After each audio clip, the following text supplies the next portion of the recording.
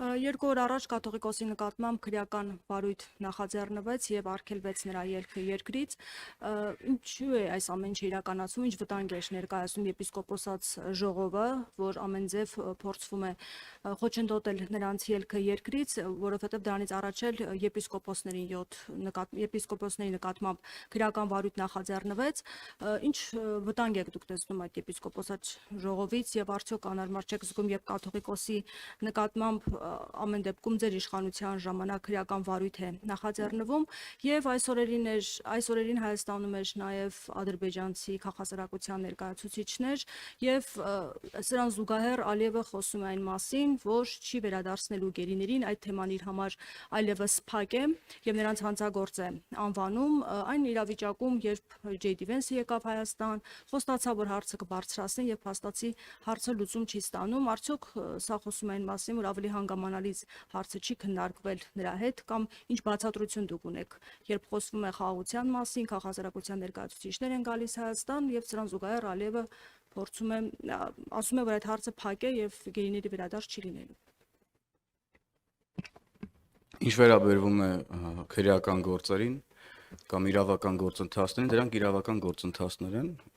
որոնց մեկնաբանության ուրեմն վերաբերյալ պետք է դիմել իրավապահ մարմիններին։ Եթե ձեր հարցն մասին է, որ ինչու եք փորձում ամեն կերպ խոչընդոտել եպիսկոպոսաց ժողովը կամ ձեր իշխանության օրոք Կտրիչ Ներսիսյանի նկատմամբ քրեական հետապնդում է հարուցվում, մեր իշխանության օրոք Հայաստանի Հանրապետության բոլոր քաղաքացիները հավասար են օրենքի առաջ։ Սա է ձեր հարցի պատասխանը, եւ եթե կա ուրեմն իրավական process հարուցելու անհրաժեշտություն, այդ իրավական process-ը պետք է հարուցվի անկախ Հայաստանի Հանրապետության որևէ քաղաքացու կարգավիճակից։ Ինչ վերաբերվում է ձեր երկրորդ հարցին, մեր ամենօրյա աշխատանքն է, մեր հայրենակիցների վերադարձի շուրջ աշխատանքը եւ նաեւ դուք տեսնում եք դրա արդյունքները։ Իհարկե